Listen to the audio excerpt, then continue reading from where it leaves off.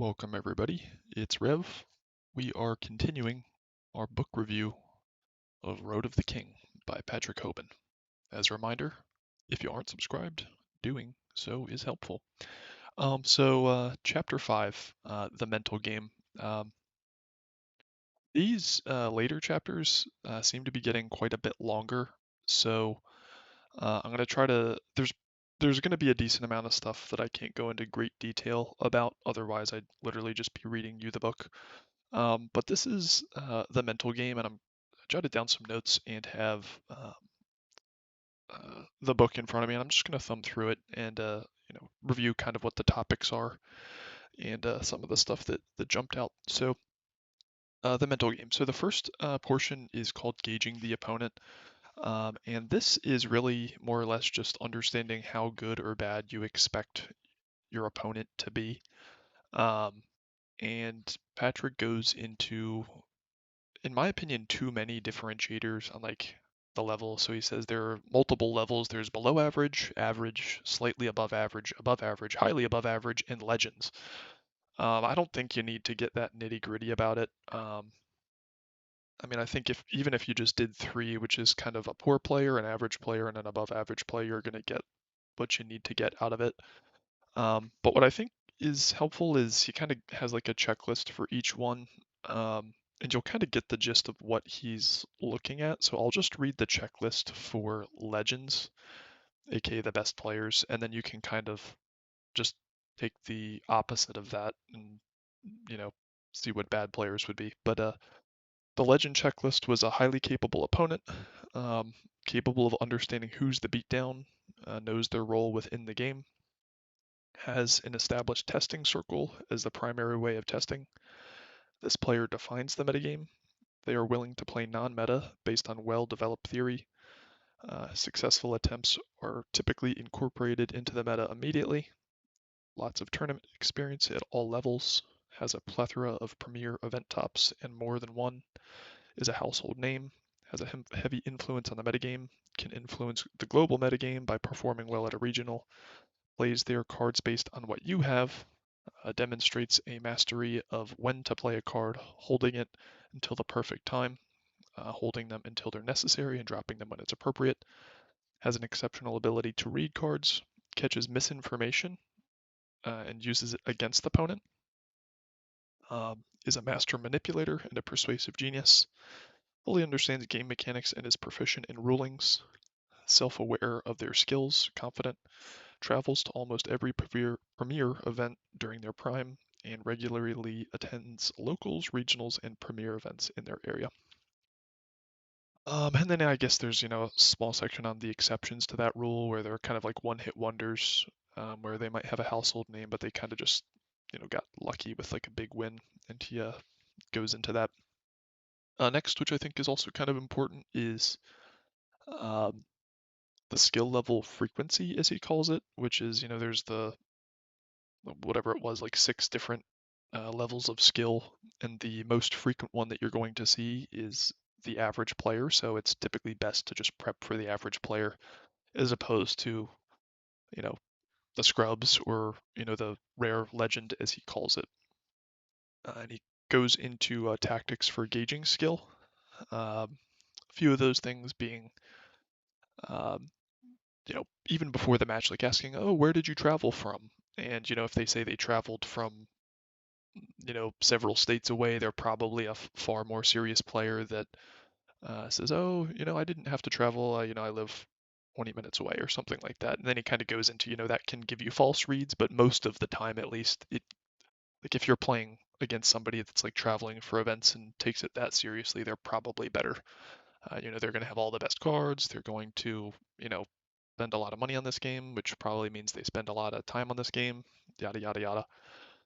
Um, Next, he goes into name recognition, which is kind of the thing I talked about before, which is, if there's a name brand player, you want to make sure they're actually good, and not just kind of like a one-hit wonder, as he calls it. And then he even like goes into like I guess their accessories and stuff. Like if they have a spell grounds mat, they probably take the game a little bit more seriously than somebody with beat up sleeves and yada yada yada. You kind of get thing, and he talks about like profiling them, making small talk, um, and that's, I think, um, some important stuff. I will say that I do think this is incredibly important.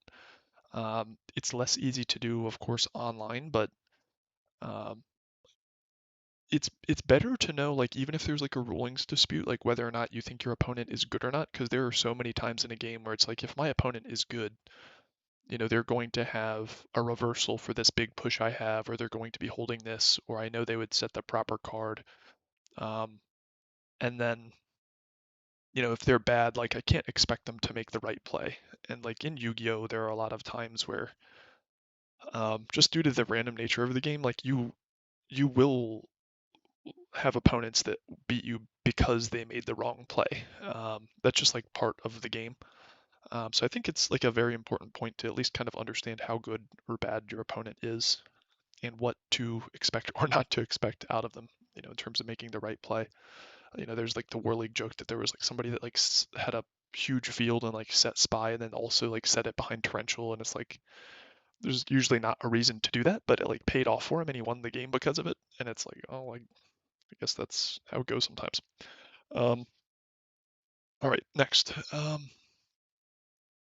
Yeah, next he goes into like getting a read on things, and like this is it's pretty long, and he's like just asking for information. He says is a tactic creating a mutual enemy, like, which I think is a pretty good example if you really want to take it this far. But it's like in Necros format, he's like, oh man, he would say to his opponent like, oh, I hate Necros or Necros, however you say it, and like whether or not his opponent agreed with him or not, maybe gave him an indication on whether or not they were playing that deck. Because if they stay silent, they're probably on Necros. Or if they say, yeah, that deck's a bitch to play against, you can get a read on this. And then I know Patrick gets a little bit of heat for like either cheating or soft cheating, and he kind of goes into a tactic he used, which I mean I won't say it's cheating or not cheating. I'll let you, the listener, really decide on that. But at a bare minimum, I think it's a little bit dishonest and makes the game I won't say I would say it just makes it less like have less integrity. So um, he basically, before he would go into a play like in this format, there was I guess an extra deck card called Cairn Gorgon, which could like, I don't remember the specifics of it because I didn't play this format, but like it was a good reversal to like one play, but it was a bad reversal to another play if they had it in their extra deck, and it was like usually like a 15th or 16th slot, so it's like you don't know if they have it or not in their extra deck. And he would basically say, hey, do you have like an English copy of Cairn Gorgon that I can read? Like just because he would like pretend that he only had a foreign copy, he'd like look at a fake card in his extra deck, and then like inevitably his opponent would um, say, oh yeah, I have a copy, and they'd pull out their extra deck and like hand him the copy that he would read, and then he would know whether or not they had it, or they'd say, oh no, I don't have that. Um, and I think that's just a little bit dishonest because he does get like extra deck information, which is not public. Um, so yeah, take it for what you will.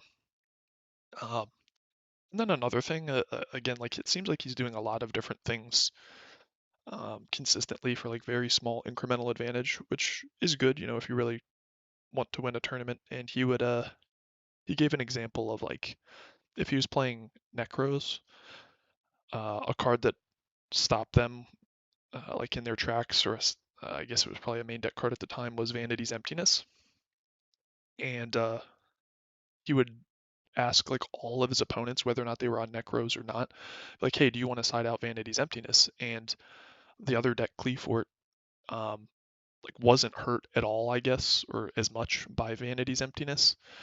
So like there would be absolutely no reason for a Cleafort player that's good to say like, yeah, let's like side out Vanity's Emptiness. That sounds like a good idea, just because it would give the Necros player like a huge advantage in that regard. But he would ask it to every opponent, and then you know there's going to be some number of people above zero, even if it's like 1 or 2%, that'll agree to side it out, and he has an advantage in that game because that card hurts him more than it hurts them. So I thought that was interesting. Um, and this part of the chapter I think gets very long, and it like kind of goes into methods of persuasion, and like concealing information, um, which again I think is just very, very long, and like just he's like ask every time like if somebody wants to side something out, if it hurts you more than them. Uh, I guess it would be like if you were playing something like other than Chaos Turbo, like asking Chaos Turbo players to like side out Trinity, because Trinity is much better for Chaos Turbo decks than any other deck in the format.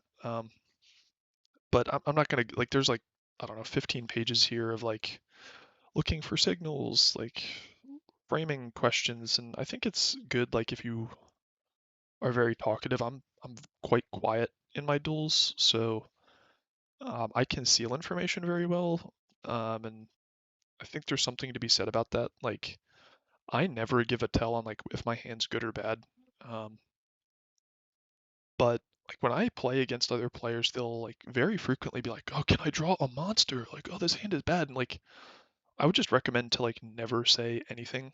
I mean, unless your hand is like gas and like you're just trying to like lure them into something, I guess. But like the amount of games I win like in real life, like when my opponent just like straight up gives me information, or like there's somebody watching the duel and they like show them their hand, be like, look at this, or like if they like sound like really upset about it, or like even vice versa, they're like, look at this, then I'm like, oh shit, like their hand is really good, and like you just shouldn't let your opponent know whether or not your setup is good or bad. So just something to take away with that. Um, and then I'm just gonna go through here. Yeah, and he goes into like doing unexpected plays. Um, like sometimes when that's worth doing, just not always being like the theoretically like perfect player is usually better than being the theoretically perfect player, just because theory optimal play is predictable against good players. Um, and then lastly is like adjusting for skill level with bluffs and misinformation. Um, and I think there's a saying in poker that's like you can't bluff a fish, which is like you just shouldn't bluff shitty players because they're just shitty and they're never gonna pick up on it anyway. So you should just like play it more technically and like what the theoretical best play is. But um, and I think that's very, very true. Like there are times like on Dueling Book even where like somebody will like attack into a back row and I'll hit like a think, and then they'll like for whatever reason like a few turns later I'll reveal the back row, they'll blow it up with like an MST or something, and then it was like a dead back row and they're like, why did you have to hit think for that? Like, and they just like didn't even know that I was like bluffing. So yeah, sometimes like misinformation can do more harm than good if your opponent's not going to incorporate it properly. Um, so yeah, that's the video, guys. I will probably be recording chapter 6 soon because I did read that, and I just want to put some thoughts out there while it's fresh in my head. See you later.